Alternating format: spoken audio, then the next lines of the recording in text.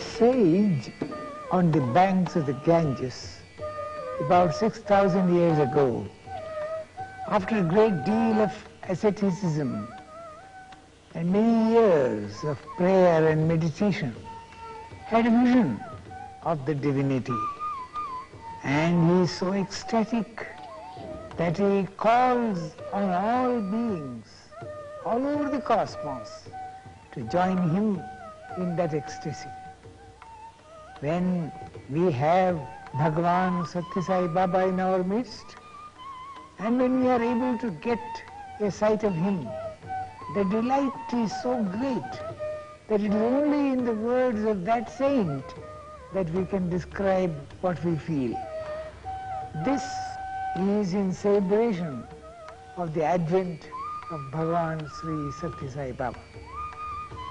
No such descent of divinity has happened in history of mankind so far, and therefore the description of his glory and the detailing of his career is something that is very fortunate that we are able to witness and describe.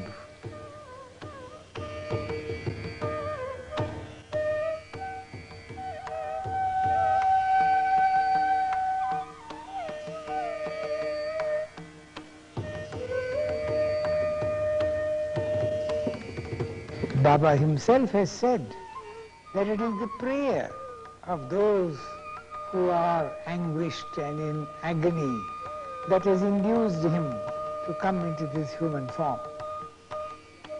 This isn't the first time that divinity has come as man among men. In varied climes and times, God has been so compassionate that he has come to save mankind. And at this moment of the world's history, when mankind is on the brink of suicide, he has come as Bhagavan Sathya Sai Baba.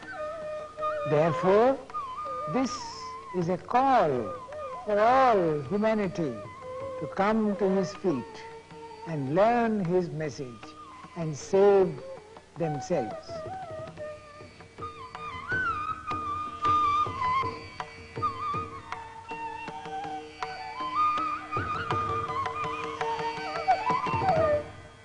Bhagavan has got at the headquarters of this great movement to save mankind, Puttaparthi, a tiny village in the ancient land of India. And we shall see how that Puttaparthi is resplendently attracting all mankind towards it. Puttaparthi is a gem that is planted on the green meadows, surrounded by a ring of hills, and there is a stream, Chitravati, flowing nearby. It is the abode of Sanatana Sarathi. That is the name that Baba has given for himself. He is the eternal charioteer. He directs every one of us who are in this chariot of the body along the road to salvation, not only of you and me, not only of here and now, but of since the ages, when living beings appeared upon this earth. When that time he has been the Sarathi, the charioteer, the Sanatana Sarathi, the eternal charioteer. Prashanti Nilayam means the abode of peace. It is not a temple, it is not a mandir or ashram. Bhagavan's seat is the abode of the highest peace. We invite you to Prashanti Nilayam and you come and join the gathering. And how shall we proceed to meet the Bhagavan? Bhagavan is all the gods that have appeared so far upon the earth.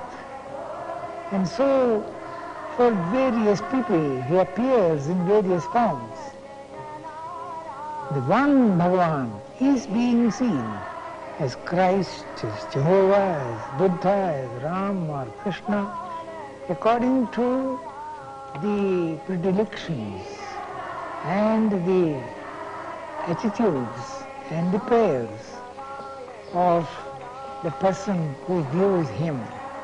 But when he comes near you and you clasp his feet, you find that the feet are so soft and sweet and fragrant that it enters your heart, and you are soft and sweet and fragrant forevermore. Bhagavan says that there is only one God and he is omnipresent. Bhagavan is omnipresent.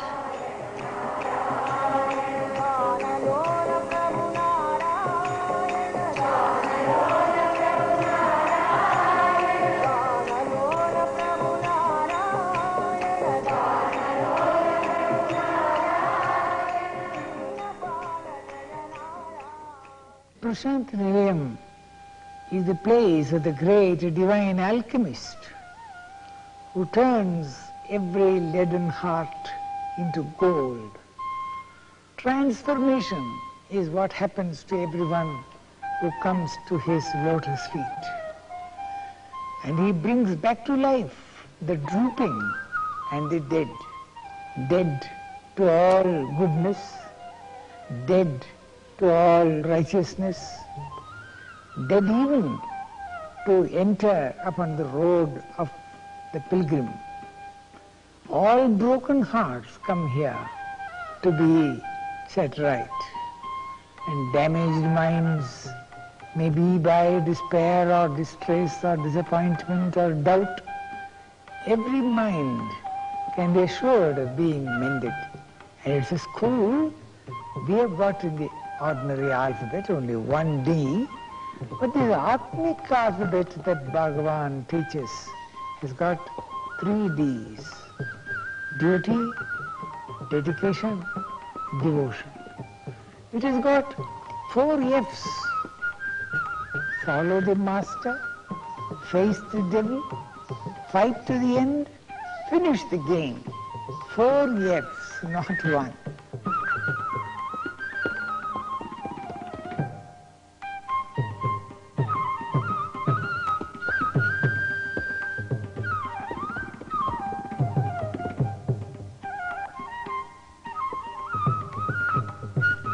Ratnakar कुलभूषणा राजीवनयना Sai Narayan hey Ratnakar कुलभूषणा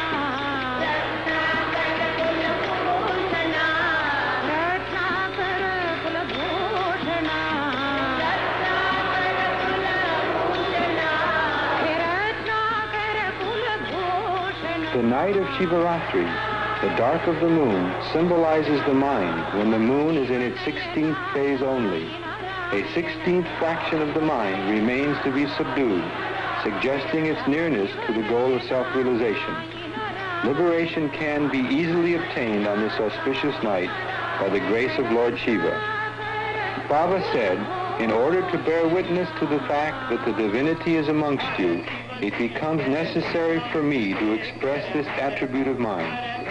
The Shiva Lingam is the fittest symbol of the omnipotent, omniscient, and omnipresent Lord.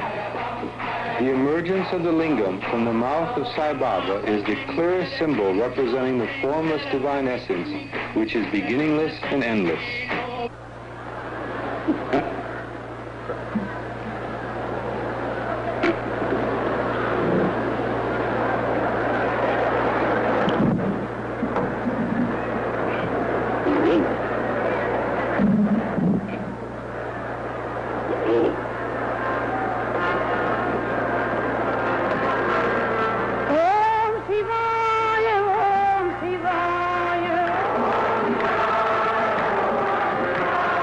Om Shiva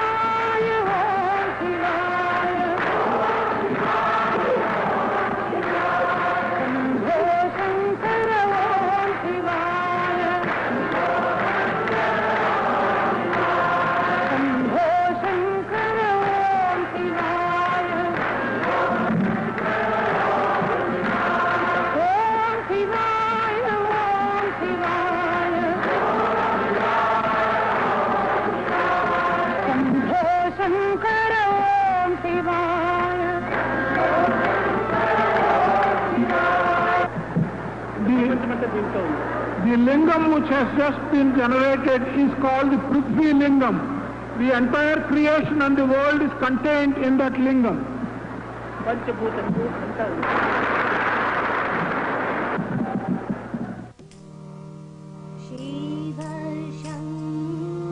At Brindavan, near Bangalore, South India, Sai Baba has a residence and a boys' college. When not at his ashram, Prashanti Nilayam, he can most likely be found here, inspiring and teaching the students and giving daily darshan, the sight and presence of a holy man, to those from all parts of the world who seek his help and guidance. Baba is something that is unique. We have not had a personality or a phenomenon or a person with a purpose or a mission like this, with so much of power and with so much of love and compassion and wisdom. Throughout history, we have not had a phenomenon like this. Baba himself has said so often that he is so unique that you can't compare it. We know a thing because we are able to compare it with something else. But there is no comparison for a phenomenon like this. Swami said, I am not a god, I am not a magician, I don't belong to all the four castes into which people are divided. I don't belong to the four stages of life into which a person's life is demarcated. I am Satya Bodhaka. I am a teacher of truth. I have come as the teacher of truth. Courage is what he wants us to learn, so that we may not fall into either hypocrisy or a lie or falsehood or cleverness. All that comes because we are afraid. Fear not. That is the message. Why fear is the message when I am here. When I am where? Not on the ring or on the pocket or on the wall. Why fear when I am here? That is the lesson that it gives us from inside us. And that is the higher learning. The higher learning is awareness of your reality. And that reality is courage. It is wisdom. It is love. It is purity. It is the truth. And if we know that, then Baba will be satisfied. Then his purpose will be fulfilled. His mission will be fulfilled.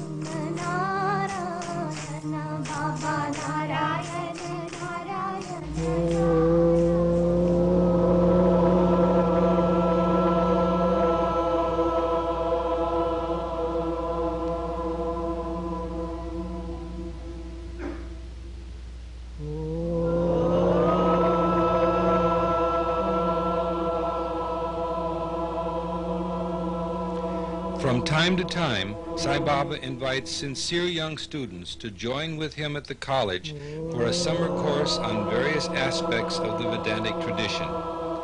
During one such summer course in 1973, Sai Baba's pet elephant, Sai Gita, joined into the spirit of the occasion, paying homage to its guru.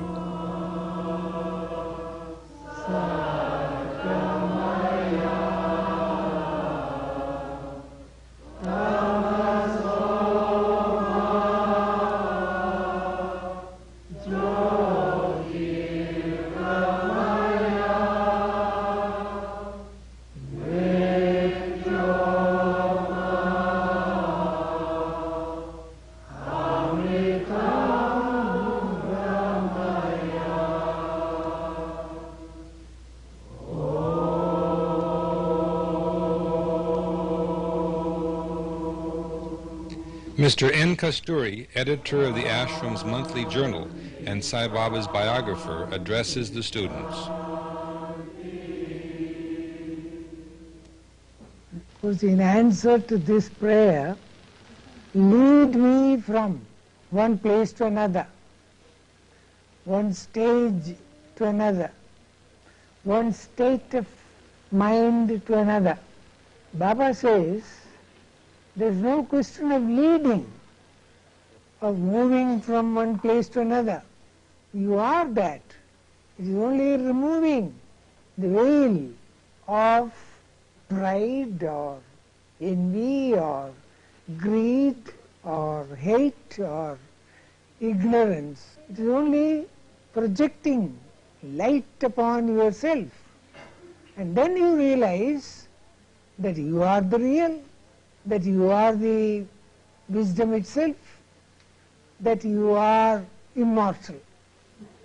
You are not affected by change. So it's only shedding light onto yourself. It is only the removal of ignorance. And it is because it was considered to be a very complicated affair, and that you have got to depend upon somebody or some guru or some teacher, that you have got to depend upon him, that you are separate from him, that we are small and they are big, that we are weak and they are strong. This kind of distinction that you make between yourself and the great power that is in you. I am weak, I am ignorant. All that kind of feeling has got to be removed. That is why Baba addresses, it may be 20,000, it may be 2, but he addresses them as Divyatma Swarupalara. He sees only the Atma in us, the real in us, the truth in us. And it is to make us know this truth that the formless has taken this form and come into our midst. Jai Sai Ram.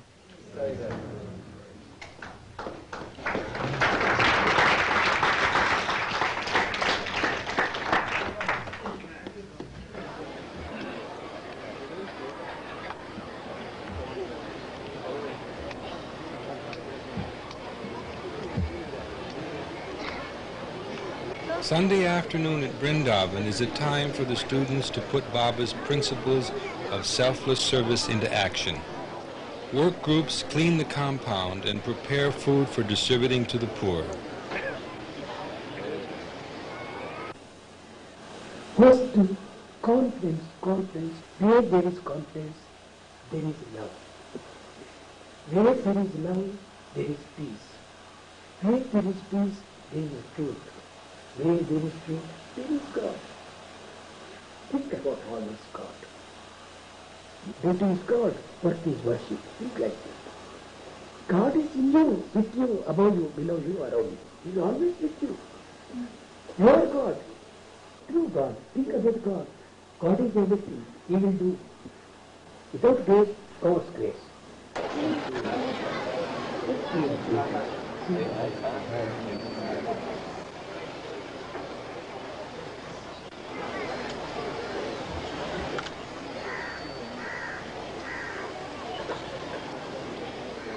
Each student receives a laddu, a sweet confection from Baba as a token of his love.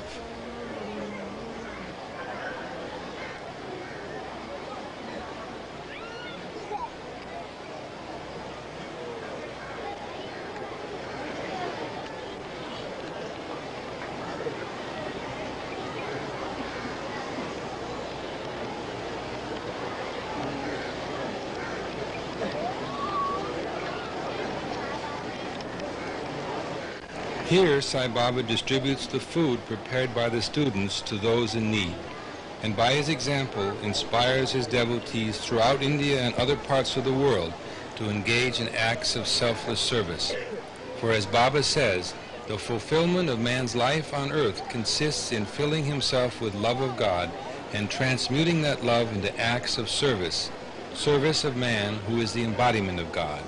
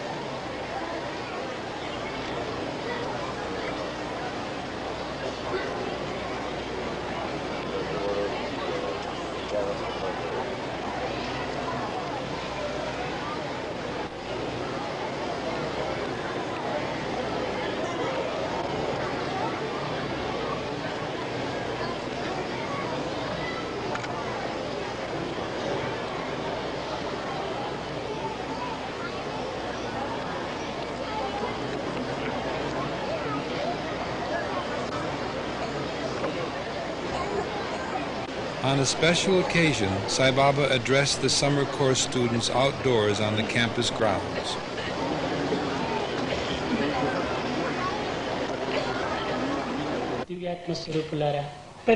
Embodiments of the divine Atma, by forgetting his own true nature and being carried away by the pleasures of the external world, which are but fleeting and superficial, and by trying to secure and experience such material pleasures, man fritters away his life. He fritters away his time. Is man able to secure peace by experiencing and obtaining these material pleasures? No. At the end of his life, he is dissatisfied and discontented.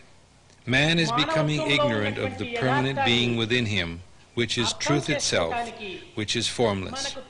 He is reducing himself to the state of an animal and becomes demonic in the process. Ultimately, man comes to the end of his life without a sense of fulfillment because he has not been able to understand the purpose of it and his own true nature. What is the cause for this? He neglects the supreme code of conduct laid down before him, the code of Dharma, right action, that he has to follow. Man has forgotten that Dharma, the divine order, is at the base of everything, and that this Dharma is most important for his own character. The perfection of character by discrimination is the royal path for any human being. It is the very purpose, aim, and goal of one's life. The respect, honor, and dignity of the human race depends upon the character that is exhibited. Without it, the race itself would come to ruin. The improvement of character can indeed be called the hallmark of a human being. Only when morality and ethics range high in the set of values can an individual realize the divine Atma within. And the name for Dharma, the divine order, is love. Nobody can describe what love is or how valuable it is. The various ideas about love do not designate true love, which has no streak of selfishness, which never changes. Everything that is sacred and sanctified can be found in this true love. If it is furthered and nourished, that type of love will always increase, never decrease. There is no reason for this love. That true love, which is without reason, without selfishness, which never wavers or changes, but is forever full and total, that is the love of God. The ordinary love exhibited by human beings has a certain reason behind it. It has a note of selfishness in it, and it changes with the passage of time.